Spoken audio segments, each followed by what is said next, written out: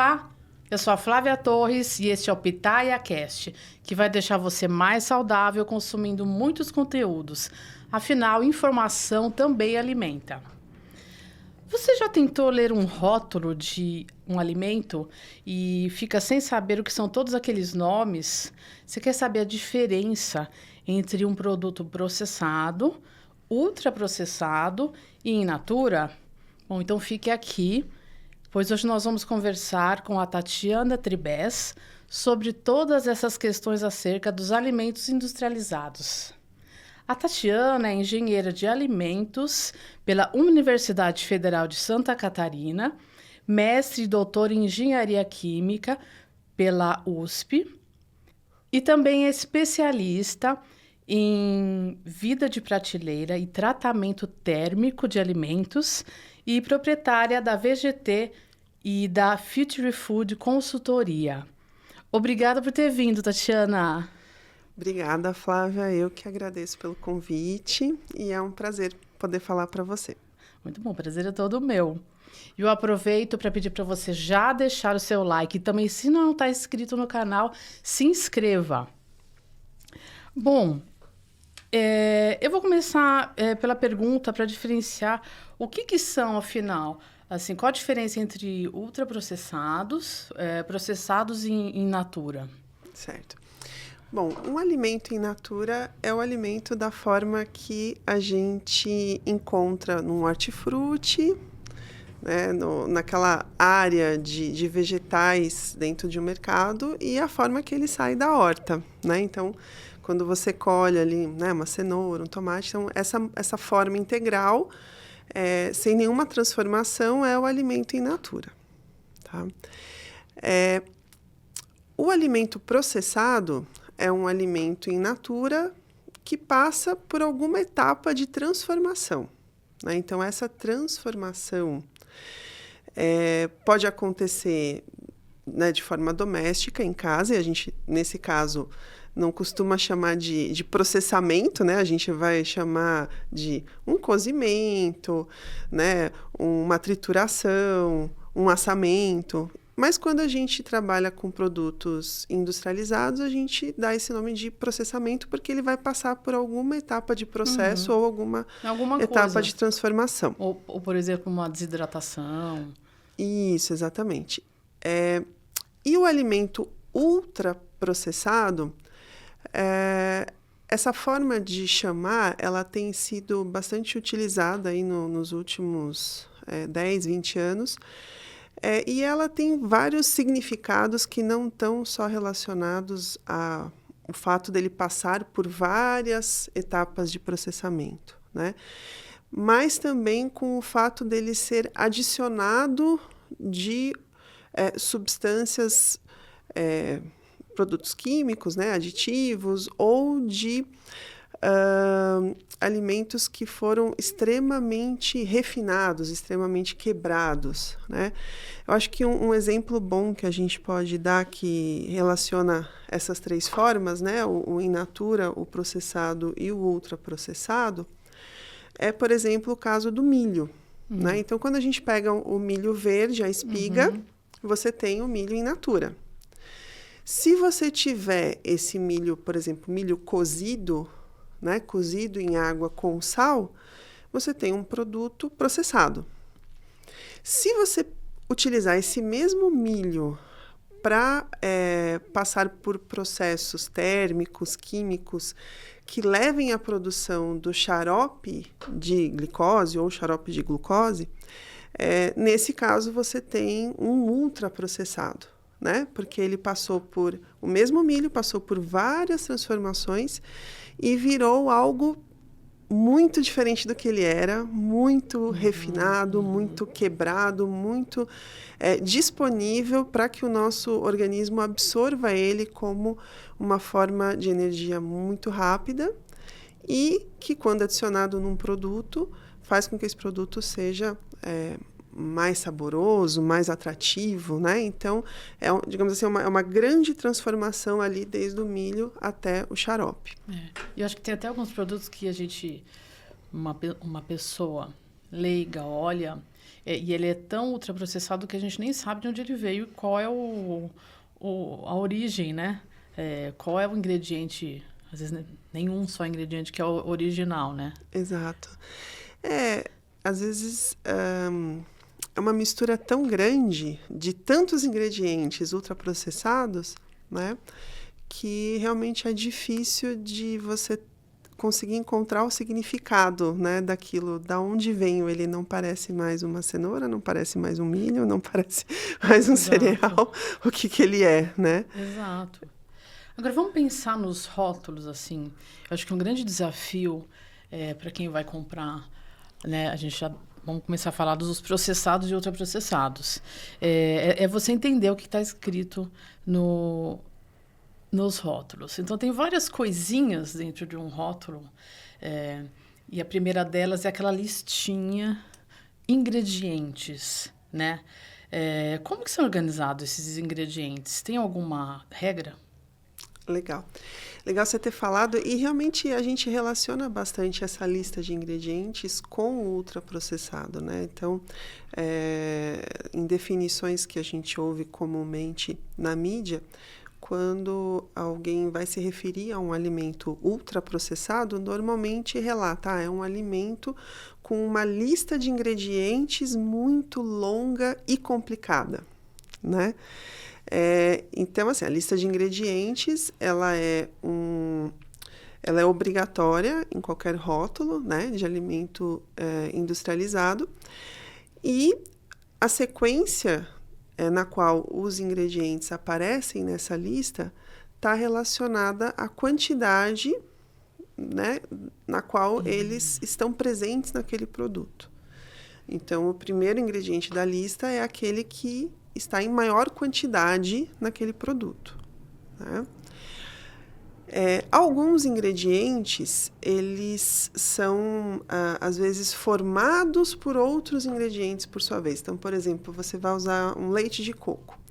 Esse leite de coco, ele tem já uma fórmula por si só, né? Então, quando você for apresentá-lo numa lista de ingredientes, você vai abrir ali os parênteses para explicar quais são os ingredientes que fazem parte dele, né? E assim por diante, até a gente chegar ali nos ingredientes que estão em pequena quantidade, né? Que são os últimos da lista, que normalmente são os aditivos, que né? São aqueles nomes estranhos que a gente vai falar daqui a pouco e tentar desvendar um pouquinho esse mundo desses aditivos, né? Isso, são aqueles nomes que quando a gente chega neles, a gente já desiste, né? A gente vai lendo ali, água, farinha, legal. Aí, né? Nossa, sorbato de potássio, benzolato de sódio, né? Pois então, complicou. Então, realmente é de difícil compreensão. Sabe você me falando isso agora, me veio uma dúvida. Vou te dar um exemplo. Quando eu compro uma geleia de morango no supermercado, geralmente, salvo algumas exceções, eu tenho a água como primeiro ingrediente e não o morango. E quando eu faço a geleia de morango em casa, não tem água. Ok? Eu faço morango e uma proporção de açúcar conforme o número de caixinhas de morango que eu coloco. Essa água é um adicionado, não é uma água que é gerada do morango. É uma coisa que é adicionada. Bom, sempre que a água aparece como água em alguma lista de ingredientes, ela é uma água adicionada, né? Então, a água que faz parte dos vegetais in natura, ela não vai ser separada ou discriminada na lista de ingredientes, tá? Então, por exemplo, você tem o morango que tem água, né? Ou laranja, maçã, pera, etc. E essa água que está presente na fruta, ela não aparece no rótulo, né? Então, por exemplo, se você tiver uma geleia que você pode, de fato, fazer só com a fruta, né? E aí, né, normalmente adicionando pectina, pelo menos pectina cítrica, né? Às vezes algum ácido é possível, se for necessário, né? Um ácido cítrico, por exemplo. Você não vai ter a água ali naquela composição. Se ela aparece separadamente, é porque ela foi adicionada. A gente sempre tem que prestar atenção na designação do produto, né? Porque às vezes você pode ter um produto que ele parece uma geleia, mas que o nome dele ali como designação não é geleia. Pode ser um preparado à base de frutas, né? Ou alguma designação que se encaixe dentro da regulamentação, né? Para aquele produto. E que a aparência dele dê a impressão para o consumidor de que ele é uma geleia, mas não necessariamente ele será, né? Porque para ser geleia você tem que cumprir os requisitos de identidade e qualidade dessa categoria de produto, né? Então, esse é um exemplo interessante. E a geleia, ela é muito legal de pensar em termos de conservação, né? Porque ela é um produto que pode ser muito limpo em termos de rotulagem, né? Você consegue, por exemplo, fazer a geleia só com as frutas, sem adição de açúcar, só utilizando os próprios açúcares das frutas, e sem outros aditivos, no máximo a pectina, que ainda assim você consegue usar, dependendo das matérias-primas da própria fruta, que as frutas têm pectina, né? Então, você tem muitas geleias no mercado, por exemplo, com conservante, que é sorbato de potássio, sendo que, trabalhando com o processamento e a embalagem, você não precisaria ter um aditivo ali, né? Então, essa é uma reflexão que eu acho que tem que ser cada vez mais trazida, né? Para quem trabalha com alimentos. Mas você não acha que isso tem a ver com escala? Olha, no caso da geleia especificamente, você consegue ter escala, você consegue ter uma vida de prateleira adequada. Normalmente essa opção pelo sorbato de potássio acontece quando você opta por uma embalagem plástica, né, onde você não vai conseguir fazer o envase a quente, ou blister, né, que é o caso ali daquelas embalagens de hotel, né, e tal. Então, nesses casos, você não consegue utilizar uma técnica simples, que é um envase a quente, né? Um envase e fechamento com temperatura superior a 85 graus, que seria o necessário. Então, por exemplo, uma embalagem plástica, ela é mais barata do que a embalagem de vidro. A embalagem de vidro é cara, né? Com a tampa metálica. Então, às vezes, por essa opção de uma embalagem mais barata, eu vou lá e coloco um conservante que eu não precisaria estar usando, né? Você acaba barateando o produto, né? Então, assim, muitas coisas para ficar atento. A lista de ingredientes e a denominação também, para ver se geleia é geleia, se mostarda é mostarda. Né? Porque a gente tem molho, tipo mostarda. A palavra tipo é uma coisa bem importante de prestar atenção, não é? Se tem uma coisa difícil de encontrar, é mostarda, né? Ela vai ter uma gôndola cheia de outras coisas que parecem mostarda e não são, verdade. Ficar atento no nome, o que vem escrito, né? Na parte da frente também. E agora, em relação... Continuando nos ingredientes, as empresas não têm obrigação de mencionar a quantidade de cada um, né? A proporção, por exemplo, uma latinha de 100 gramas tem 50 por exemplo, geleia de morango e mais não sei quantos gramas de água e não sei quantos gramas de açúcar e outras coisas. Eles não precisam, e até talvez seja a questão da segredo industrial que eles dizem, né? Tem a ver? Olha, hoje a gente não existe essa exigência, exceto para casos específicos, né? Então, por exemplo, uma legislação que muda de forma dinâmica e acaba se atualizando bastante é a de sucos, né? E bebidas. Né, dependendo ali do enquadramento do seu produto, você pode ter que colocar ali o percentual da fruta que está sendo alegada, né? Que você tem ali a presença de tal fruta, então você tem que colocar ali o percentual. Mas, em geral, nos produtos, né, fora esses casos excepcionais, a gente não tem essa necessidade de quantidade. E isso é uma coisa que acontece em outros países, também dependendo do enquadramento do produto. Então, existe já essa exigência, né, de percentual de cada um dos ingredientes. Isso é mais presente em países da Europa. No Brasil ainda é pouco comum. Uhum. E agora vamos para a tabela nutricional, que é outra coisa que tem no rótulo, que eu acho bem emblemática também. Primeiro, qual a importância de existir uma tabela nutricional no produto? E aí, Tatiana, você poderia explicar os itens da tabela nutricional?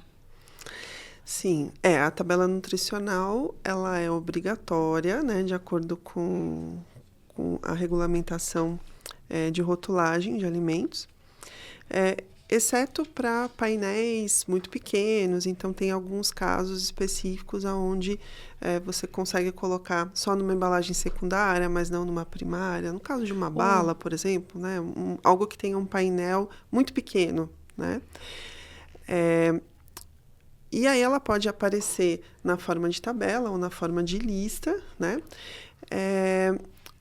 E ela sofreu uma mudança muito recente, né? Então, no dia 9 de outubro do ano passado, entrou em vigor uma nova regulamentação que muda a forma de apresentar a tabela nutricional, né?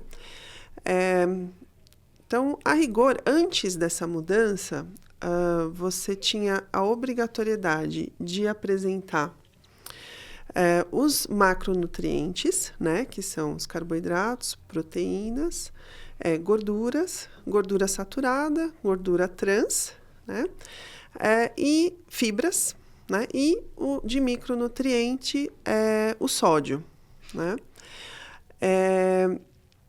Então, com algumas variações também, dependendo da situação, quando você tem alguma alegação de vitaminas, então aí você precisa também apresentar as vitaminas, né? Ou se você quiser abrir alguma categoria, por exemplo, de carboidratos, aí você precisa abrir de acordo com a regulamentação, por exemplo, nos açúcares, né?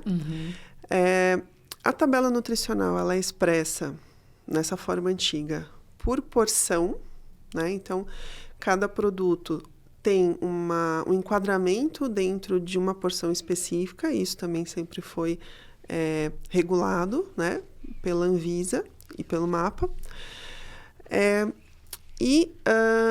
Essas porções podem ser pequenas, por exemplo, para produtos bastante concentrados, calóricos, né, desde de 10 gramas até a embalagem inteira, dependendo do caso, né, às vezes 300 gramas, 300 ml. Então, ela dependia desse enquadramento. O fato da porção ser variável tem um adicional de dificuldade de interpretação da tabela, né? Sim, com certeza, porque cada produto é um. Só para esclarecer, a porção é aquela que vai logo em cima da tabela, eles falam assim, a cada 30 gramas deste produto, aí vem o que tem dentro dos 30 gramas, Isso. né? Só que, assim, às vezes é alguma coisa que você nem tem como saber o que são 30 gramas.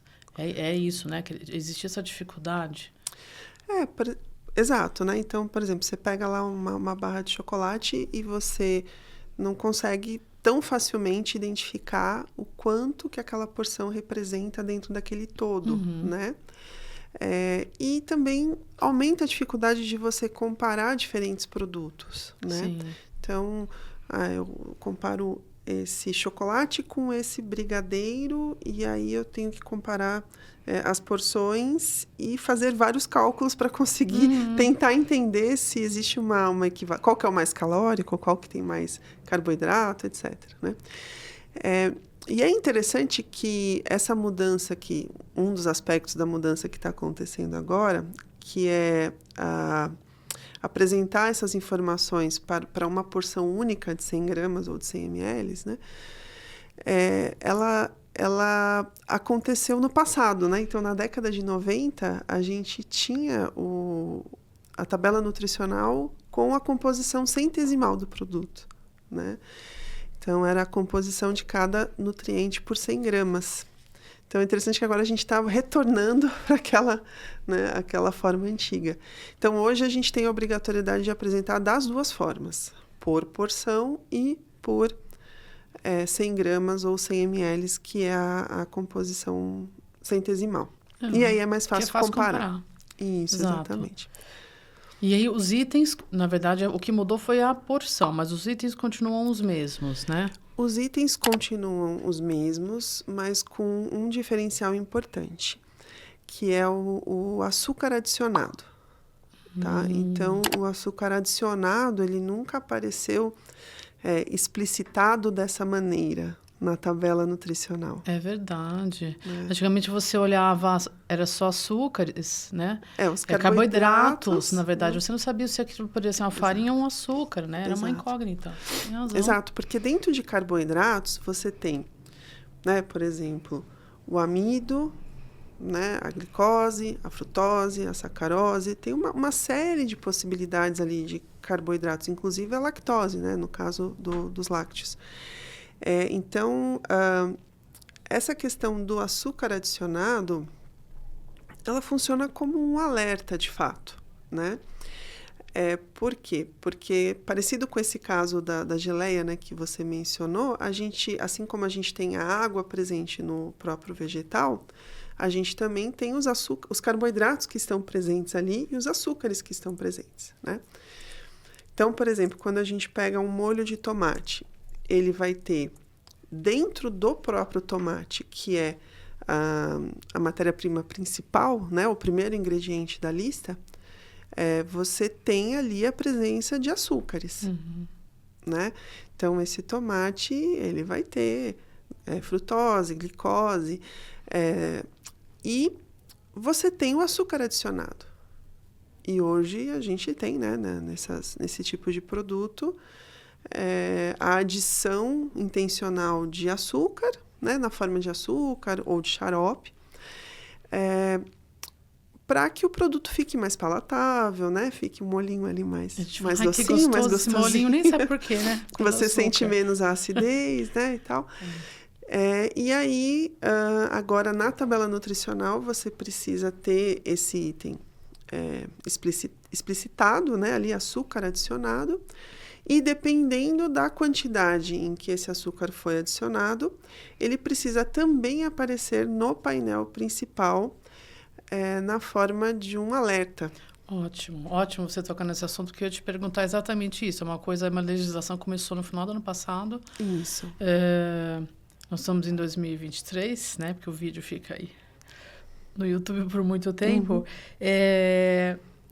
Qual que é o parâmetro para esse aviso? O aviso é para o que é? É excesso de açúcar, gordura e sódio. Isso, né? Isso. Do açúcar adicionado. E adicionado. Né? O adicionado, a gordura saturada e o sódio. Né? Então, é um alerta de alto em, tá? É uma lupa. Ela tem também dentro dessa nova legislação, tem ali o tamanho que ela precisa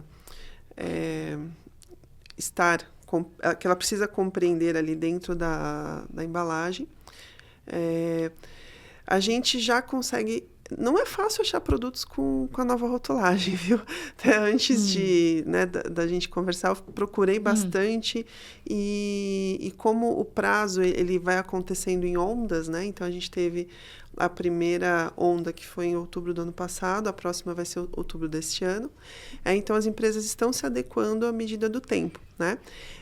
Mas a gente viu bastante na Páscoa. Exato. Né? Não sei se você observou. Eu percebi, os em ovos gigante, todos, né? Você vê aquelas embalagens ali com aquela lupa enorme, né? Falando ali alto em açúcar adicionado e alto em gorduras saturadas. Então, para você precisar colocar esse alerta, depende da quantidade desses nutrientes que estão presentes no produto, né? Então, essa quantidade, ela está também dentro dessa norma. A gente encontra ela no site da Anvisa, né? Então, pode ser buscada, assim como as outras informações referentes à nova rotulagem. E ela é diferente para alimentos sólidos e semissólidos, que são aqueles onde a massa é expressa em gramas. Né? Então, por exemplo, um cereal matinal, um biscoito, O próprio molho de tomate que eu mencionei antes, então ele entra ali como um semissólido, né? Porque eu tenho ali uma embalagem com 200 gramas, 300 gramas, etc. Ela é diferente para os alimentos líquidos, tá? Então, no caso dos alimentos sólidos e semissólidos, a tolerância é um pouco maior, né? Então, a gente pode chegar em até 15 gramas de açúcar adicionado por 100 gramas de produto. A gente pode ter até 6 gramas de gordura saturada por 100 gramas de produto e 600 miligramas de sódio por 100 gramas de produto. Quando a gente vai para os alimentos líquidos, essas dosagens elas devem ser menores, né? Digamos, esse limite para que seja explícito ali com a lupa. E realmente faz sentido porque um alimento líquido tem bastante água, então a gente consegue consumir uma maior quantidade, né? Você consegue ir lá e tomar uma grande quantidade rapidamente. Então, existe uma redução para metade de cada um desses. Entendi. Quer dizer, meio proporcional até. Isso. Dependendo da característica, né? Entendi. Agora, quando a gente lê, voltando àqueles nomes esquisitos logo no final do rótulo, que a gente quase que desanima, porque não sabe o que quer dizer, são uns nomes muito esquisitos. Vamos desvendar algum desses nomes, Tatiana? Eu vou começar eu vou falar... Você me trouxe alguns exemplos. Por exemplo, edulcorante. O que faz um edulcorante num alimento? Certo. E depois você deve ter um exemplo de alguns edulcorantes que vêm com aquele nome enorme, assim. Sim. Sim. Não, e os edulcorantes, eles estão, digamos, num momento importante. Eles vêm aparecendo bastante aí na nossa vida, cada vez mais, né? Cada vez mais produtos. E tem se falado bastante deles nas últimas semanas. A propriedade do edulcorante qual é? Bom, então, o edulcorante são os compostos que trazem dulçor para o produto, né? Então, eles adoçam o produto. E aí, a gente tem os edulcorantes intensivos, né? Que são, digamos, os vilões reconhecidos, né? Dentro dessa categoria. Esses vilões, eles vão mudando de acordo com a época, né? Até porque, de repente, a gente tem ali uma alta de um determinado edulcorante e aí você começa a ter também muito mais trabalhos científicos com aquele ingrediente e aí você começa a descobrir, bom, então ele realmente está associado a doenças degenerativas, né? A incidência de câncer, etc. E aí reduz o consumo daquele edulcorante. Aí aparece o outro da moda, aí reduz, aí aparece o outro. Então, a gente passou por fases, por exemplo, né, do ciclamato e da sacarina, há muitos anos atrás, que eles eram, né, praticamente que eles estavam quase predominantes, em únicos. adoçantes, mas também eram adicionados a produtos? Sim, principalmente também em bebidas, né, refrigerante, porque se a gente pensar também... Há 30 anos atrás, a gente não tinha tantas opções de produtos com substituição de açúcar como a gente tem hoje, né? Então, né, veio a onda ali do ciclamato e da sacarina, depois veio a onda do aspartame, né? Não, agora o aspartame é melhor do que o ciclamato e a sacarina. Não, o aspartame não é, né? Não é tão bom assim. Então, à medida que são feitos estudos, né? E a gente tem o acesulfame potássio, a gente tem o esteviosídeo, né? A estévia, agora que faz bastante sucesso hoje. Então, você vai tendo ali várias opções desses edulcorantes e existe uma diferenciação entre os artificiais, que são os quimicamente produzidos, e os naturais também, né? Então, a estévia, por exemplo, é um exemplo de um edulcorante natural, né? E os edulcorantes artificiais, eles têm ali um limite, uma dosagem, digamos, uma ingestão máxima aceitável de cada um deles, né? Justamente porque existe uma toxicidade relacionada a eles, né? Então, esses são os intensivos. E aí, agora, a gente tem um boom dos polióis. A gente que são tá esses agora polióis? na fase dos os polióis bombando, né? Os polióis são o sorbitol, maltitol, xilitol, Tá. né? Por exemplo, né? Tá. Existem outros, mas esses são alguns que a gente vê bastante. Hoje a gente consegue encontrar um número muito grande de produtos com esses polióis. Esses polióis, eles substituem o açúcar também em termos de corpo do produto, né? Porque, por exemplo, quando você pega ali, digamos que você vai ter um brigadeiro, né? E você vai substituir o açúcar por um edulcorante. O açúcar no brigadeiro, ele não tem só o papel de adoçar, ele tem o papel de dar corpo também, né? E aí, quando você substitui por um edulcorante intensivo, você precisa, de alguma forma, repor essa massa do produto, né? E aí, os polióis, eles entram, porque eles têm um poder adoçante um pouco abaixo da sacarose, né? Mas eles também trazem essa questão do corpo, né?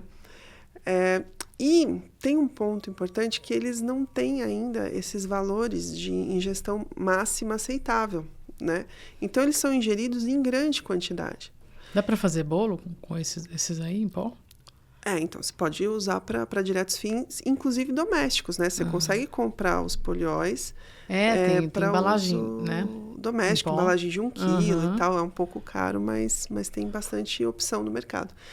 E aí vem o risco associado aos polióis, né? Porque quando você começa a ter um consumo exagerado, você começa passa a identificar o efeito que aquele produto tem na população como um todo, né? E aí a gente tem as questões associadas principalmente a um desequilíbrio da flora intestinal, né? Então, com o uso dos polióis, eles são um substrato para os micro-organismos, só que você prioriza ali alguns micro-organismos, né? Então, ele dá, normalmente, um excesso de flatulência, né? E uma irritação mesmo, uma irritação intestinal. Olha que interessante, né? A gente até já fez aqui um programa sobre alimentação e cérebro, e a gente comentou que o intestino é o segundo cérebro, né? Então, se vocês quiserem, vou deixar o link aqui para esse episódio. É muito importante essa questão do intestino, né? A irritabilidade do intestino afeta muito mais do que o intestino. Exatamente, né? Porque, por exemplo, a serotonina, né? Ela vai agir no cérebro, mas ela vai ser produzida no intestino. Exato. Né? Então, quando, de repente, do nada, a gente muda a nossa alimentação e começa a colocar uma quantidade muito grande de algum composto qualquer, a gente está direcionando para um lado diferente e perigoso, né? Então, por isso a importância, de novo, né, da gente voltar ali pro mais in natura possível, para um consumo de fibras, fibras solúveis, não, fibras insolúveis, né? Para manter essa condição intestinal mais equilibrada. Mais equilibrada, né? A gente tem agora os acidulantes. Isso, os acidulantes.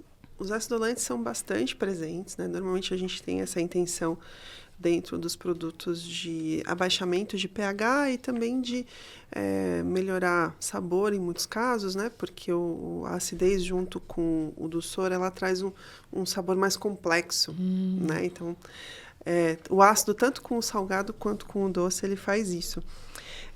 Então, a gente tem vários acidulantes que são utilizados. Alguns exemplos bastante comuns são ácido cítrico, ácido lático, ácido ascórbico, né, ácido tartárico. Então, são alguns que a gente esses nominhos que vão ser ácidos. E os estabilizantes? Certo. Bom, os estabilizantes, assim como os emulsificantes, né, são categorias semelhantes, normalmente eles estão ali para fazer com que o produto não tenha uma separação de fases, se mantenha, digamos, da forma que ele deve estar, né, durante toda a vida de prateleira. E aí a gente tem, por exemplo, fosfato de potássio, né, no caso do emulsificante, listina de soja. Licitina de soja, isso eu já vejo bastante. A gente vê bastante também, né? Agora tem umas outras opções de lecitina também que que as empresas estão um pouco tentando fugir um pouco da soja, né? Então, tem gomas, né? Alguns produtos também de origem natural. Goma xantana, essa eu Goma lembro. xantana, por exemplo, né? Agar. Então, tem algumas opções também de produtos que são ricos em fibras solúveis e que também tem esse papel de estabilizar, né? E corantes. Corantes, o nome já diz, né? Os corantes, acho que os corantes também a gente pode falar junto com os aromatizantes, que a gente vê demais e também causa bastante confusão, né? Porque você tem diferentes categorias, então tem os que são os naturais, os artificiais, os idênticos aos naturais, né? Isso é uma pegadinha, né? Idêntico ao natural. Isso. Então, normalmente eles estão ali presentes, né? Tanto os corantes quanto os aromas, para deixar o produto mais saboroso, né? E mais atrativo. Então, o corante ele sempre vai estar relacionado ao visual, né? De você olhar e falar, não, esse realmente ele tem uma cor que me dá vontade de comê-lo, né? E os aromatizantes, eles vão trazer também essa explosão de sabor, né? Que você coloca na boca e já sobe aquele aroma que te remete àquele produto in natura, né? Normalmente ele vai trazer essa experiência de aproximar do in natura, né? Então, as perdas que acontecem durante o processo, e o processo faz com que o produto perca aroma, ele volta ali na forma desse aroma adicionado, muitas vezes. Né? Então, como nomes estranhos, aí a gente tem o dióxido de titânio, por exemplo, que é o corante branco, né? Nossa, que parece o nome de um metal, né? O nome já dá medo. Então, não pode ser uma coisa muito boa com esse nome, né? Pode ter um vilão da Marvel. Dióxido de titânio, perfeito. Os conservantes. Os conservantes. Os conservantes, eles são vilões, né? Então, é até interessante que tem muitos rótulos que tem essa alegação de sem conservante. E para o consumidor, quando ele lê sem conservante, ele tende a imaginar que não tem aditivo nenhum. E não é verdade, né? Que só não tem uma categoria que são os conservantes, né? Os conservantes, eles são problemáticos porque quando a gente pensa em consumo da população como um todo, né, em estudos epidemiológicos, a gente observa uma predominância de alguns deles, né, que é o caso, por exemplo, do benzoato de sódio, benzoato de potássio, que as pessoas consomem largamente em grandes quantidades, né? Então, quando você vê isso de forma macro, né, começa a perceber a importância e o risco para a saúde de todos, né?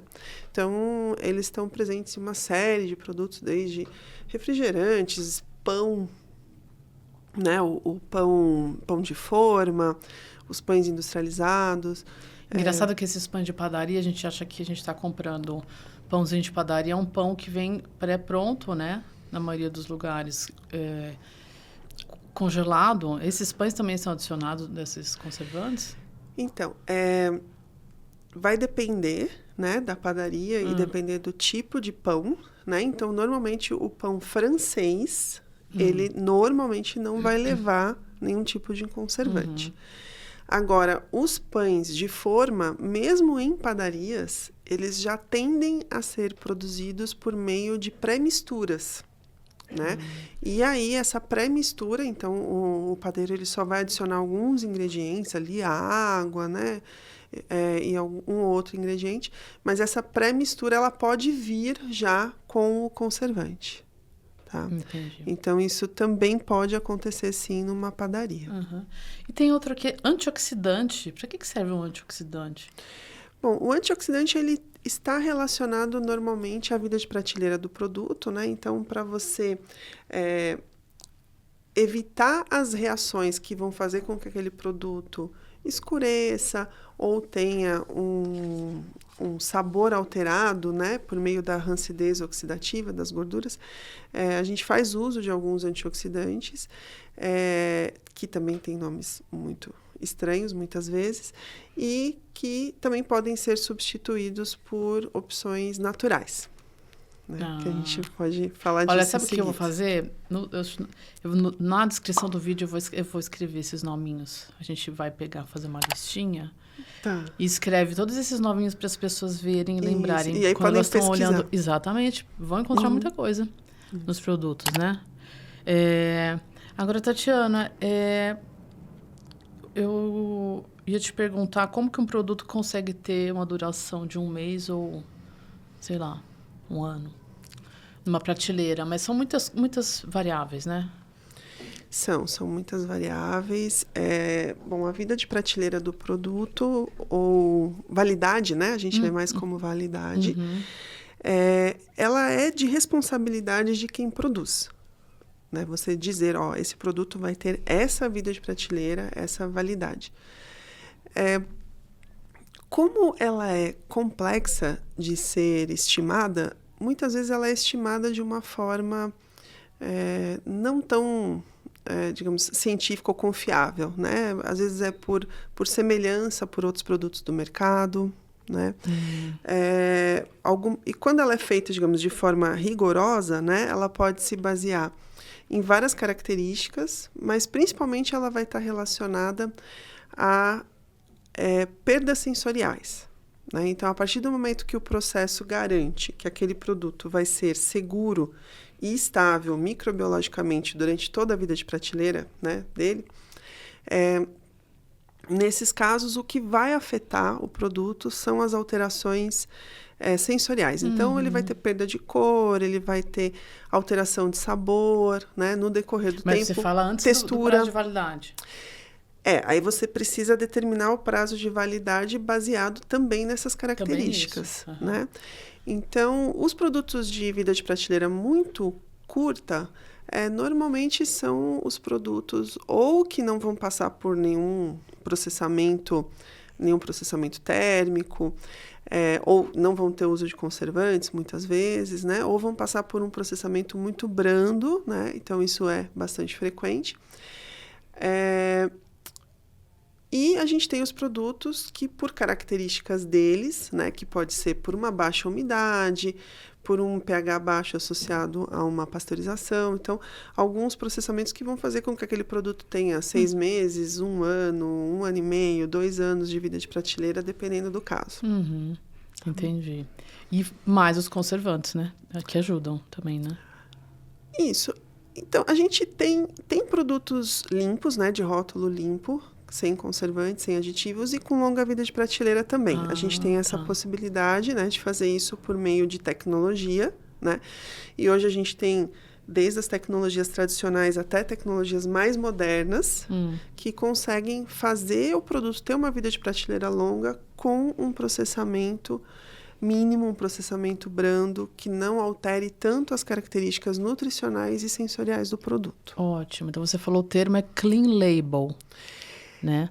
Isso. Clean label é o produto mais limpo possível, com o rótulo limpo, né? A tradução literal, né, do clean label é rótulo limpo e está associado a um rótulo com uma lista de ingredientes curta e de fácil entendimento, né? Então, é um rótulo que a dona de casa ou o consumidor em geral vai ler aquela lista de ingredientes e vai falar, isso aqui eu conheço, limão, vinagre. Né? Eu consigo ler esses ingredientes. Que é exatamente aquilo que eu estou consumindo, e entender, né? o que eu estou consumindo. Isso é o conceito de clean label. Entendi. E aí, você, para ter um clean label, então você tem que ter novas tecnologias para substituir tudo isso que a gente acabou de falar agora, né? Na verdade, é uma mudança. Acho que é uma coisa bem disruptiva.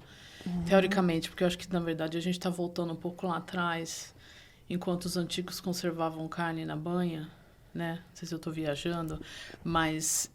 E tinham aquelas coisas, tudo bem, que era para consumo, mas você encontra na natureza coisas para você, acho que, conservar e conseguir consumir, estocar, né? Exato. Um alimento. Explica para a gente como que hoje é feito isso. Isso, existe essa tendência, né? eu falo em nome dos engenheiros de alimentos, que são sempre considerados culpados nessas situações, né? É culpa de algum engenheiro de alimentos, eu vou defendê-los, né? A gente tem como substituir todos essas categorias, né, de aditivos, a gente consegue substituir por versões que sejam in natura, naturais, que estejam na natureza, né? Então, por exemplo, os adoçantes, os edulcorantes, a gente consegue substituir por frutas, né? Para que tenha esse mesmo dulçor vindo da fruta. A gente consegue substituir o ácido, por exemplo, por um limão, né? Ou por um vinagre, como eu mencionei.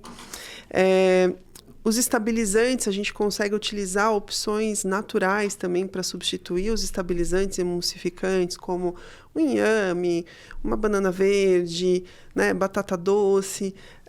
A questão da cor, né, a gente consegue fazer mix ali entre os vegetais para chegar nas colorações que a gente quer, né?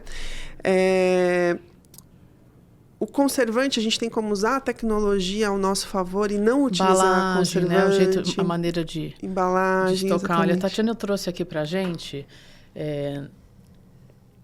alguns produtos. Olha só, esse produto ele tem uma cor super bonita. E vocês acham que tem o quê? Que tem corante? Que tem acidulante? Aqui não. Essa cor foi conseguida totalmente de maneira natural. Conta como que a gente conseguiu essa cor bonita aqui, esse rosa. Então, a gente podia fazer de forma artificial, né? Com dióxido de titânio, que a gente falou que é o vilão da Marvel, né?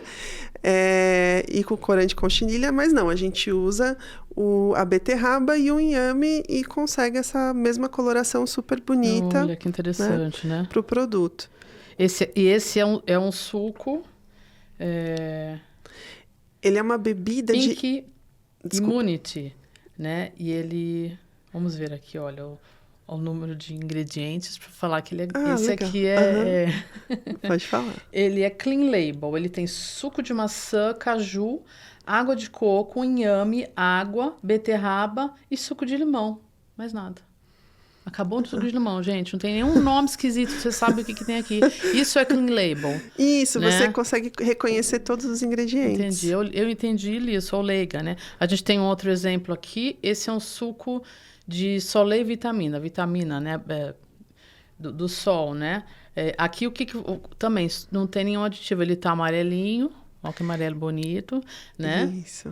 Tem suco de laranja, suco de maçã, manga, maracujá, abóbora, cabotiá, mandioquinha, cenoura e cúrcuma. Olha que legal. Gente, você tem um produto, né? E que ele vale até 6/1/2024. Né? A gente tem até... Nós estamos... Para dar uma noção, a gente está em junho de 2023, tá? Ele está aqui comigo, ele tem uma validade de 6 meses, já foi fabricado faz um tempo. Então, isso é clean label, gente. É tecnologia, né? Exato, é você buscar recursos, buscar informações, buscar tecnologias para poder trazer alimentos que sejam atrativos, que sejam gostosos, saborosos, mas que não tragam nenhum mal para a saúde, nenhum dano. Maravilha. Tatiana, você acha que faz falta, seria interessante que as pessoas tivessem educação nutricional nas escolas e tudo isso que a gente falou aqui, as pessoas... Acho que a alimentação é uma coisa tão importante, né? As pessoas tinham que saber... Isso, esse é um tema bastante complexo também e a gente... É muito difícil de compreender toda essa temática relacionada à alimentação saudável, né? E a forma mais fácil da gente entender é a gente ter contato com aquilo que é o mais natural. Né, aquilo que vem dos nossos antepassados, né, dos antepassados indígenas, africanos, quem vem, os europeus, todo mundo tinha ali uma agricultura de subsistência, uma coisa, sabia plantar, sabia que a cenoura ela, né, ia ali se formar embaixo da terra e que você ia tirar e ia consumir. Então, esse contato ali com horta, com o que são os vegetais in natura, com o sabor das frutas, o sabor dos legumes, eu vejo assim como o melhor caminho para uma educação alimentar. Se reaproximar, né, da cultura da alimentação. né? De treinar o paladar, né? Porque principalmente as classes menos favorecidas são as que pior se alimentam, né? E que estão mais distantes desses vegetais in natura também, né? Então acabam consumindo muita farinha refinada, muito arroz, muito pão, muito carboidrato, e poderia estar consumindo mais os legumes e verduras e frutas in natura. Tá certo, fica aí a mensagem, né, da importância da gente estar mais próximo de uma alimentação mais saudável no dia a dia. Tatiana, muito obrigada pela sua participação, por tanta informação interessante. Muito obrigada, Flávia. Eu que agradeço, foi um prazer. Obrigada. Obrigada por você ter assistido. Não esqueça de se inscrever no nosso canal e deixar seu like aqui no vídeo. Um beijinho. Tchau, tchau.